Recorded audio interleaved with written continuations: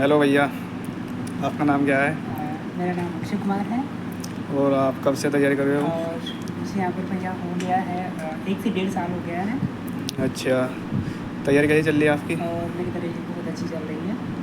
अच्छा, आप लाइब्रेरी में आते हो परमानेंट? जी हाँ बिल्कुल। 1 से 1.5 साल हो गया आपको। जी हाँ इसके हिसाब से आपको एक्सपीरियंस भी काफ़ी अच्छा हो गया होगा। हाँ जी, एक्सपीरियंस जितना भी हो गया है हाँ ठीक है। अच्छा, तो आप लाइब्रेरी के 2 फ़ायदे और 2 नुकसान बताओ मुझे। 2 फायदे 2 नुकसान। जी।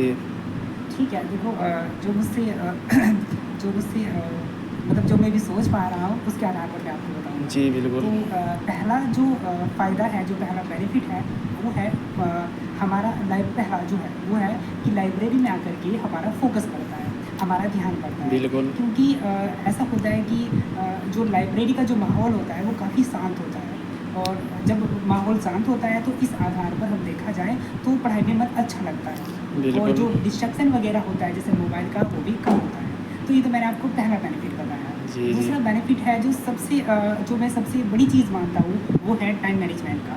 आप कोई सा भी एग्ज़ाम देख लीजिए, चाहे यूपीएससी का एग्ज़ाम, कोई सा भी बड़ा एग्ज़ाम देख लीजिए, उसमें जो सबसे बड़ा खेल होता है वो टाइम मैनेजमेंट का होता है। क्योंकि अगर हम किसी भी चीज़ में आप कुछ भी काम कर ले, अगर उसमें आप टाइम मैनेजमेंट बहुत अच्छे से कर पा रहे हो तो इसका मतलब है आप सफलता की ओर काफ़ी अच्छी बढ़त कर रहे हो। तो लाइब्रेरी में आने से क्या होता है, टाइम जब आप रोज़ आते हो तो आपको पढ़ने का जो रूटीन है ना वो बहुत अच्छा बन जाता है। क्योंकि आप यहाँ पर आते हो और यहाँ पर आकर के आप पढ़ते हो तो लगभग आप जितने भी सारे सब्जेक्ट हैं उसको अच्छे से फोकस कर पाते हो। तो आपका जो रूटीन है एक पढ़ने का, जो एक चाहिए होता है हर एक व्यक्ति को जो कॉम्पिटिटिव एग्ज़ाम की तैयारी कर रहा होता है वो बन जाता है। तो मुझे सबसे बड़ा बेनिफिट ये लगता है टाइम मैनेजमेंट का। हम घर रहते हैं तो वो थोड़ा सा इतना टाइम नहीं मैनेजमेंट हो पाता है। बिल्कुल, आपने बिल्कुल सही बात बताई। थोड़े इसके 2 नुकसान ही बता दीजिए आप। देखो मैं एक बेनिफिट और बताना चाहूँगा इसका, कि एक बेनिफिट ये भी है कि मोटिवेशन भी बढ़ता है।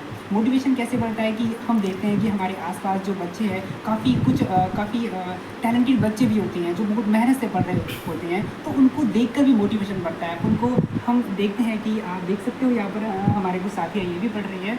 तो इनको देखा जाए तो इनको देख करके हमें मोटिवेशन मिलता है और हमारी जो पढ़ने की जो डिज़ायर है वो ज़्यादा बढ़ जाती है। तो ये भी कहीं न कहीं एक काफ़ी बेनिफिट यहाँ पर हो सकता है।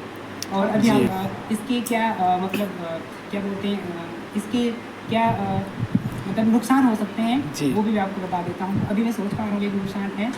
देखो अगर पहला नुकसान ये है कि अगर लाइब्रेरी दूर है, ठीक है, यानी कि लाइब्रेरी और घर की दूरी ज़्यादा है तो इससे टाइम ज़्यादा लगता है और एनर्जी भी थोड़ी ज़्यादा खर्च हो जाती है। जी, जी, तो पहला बिल्कुल। तो नुकसान ये हुआ।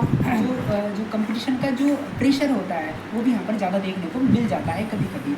इससे क्या होता है कि हमें लगता है थोड़ा कि जो दूसरे बच्चे हैं वो, अगर हमें ऐसा लगता है कि वो बहुत अच्छे से पढ़ाई कर रहे हैं, ज़्यादा मेहनत कर रहे हैं, तो हो सकता है उन्हें देख करके यहाँ पर थोड़ा-सा स्ट्रेस फ़ील आए। यानी कि यहाँ पर देखा जाए तो ये भी एक नुकसान हो सकता है।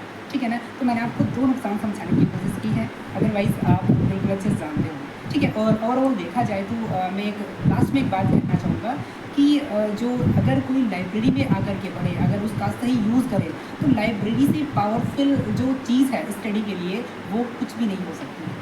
ठीक है, और अगर जो मैंने आपको नुकसान बताए हैं, ये जो छोटे-मोटे नुकसान हैं, इनको मैनेज किया जा सकता है। प्लीज़ अगर आपको कहीं आपके आस-पास लाइब्रेरी है, आप उसको अफ़ोर्ड कर पा रहे हैं, तो प्लीज़ लाइब्रेरी में आकर के आप पढ़ सकते हो। ठीक है, थैंक यू। जी, बिल्कुल।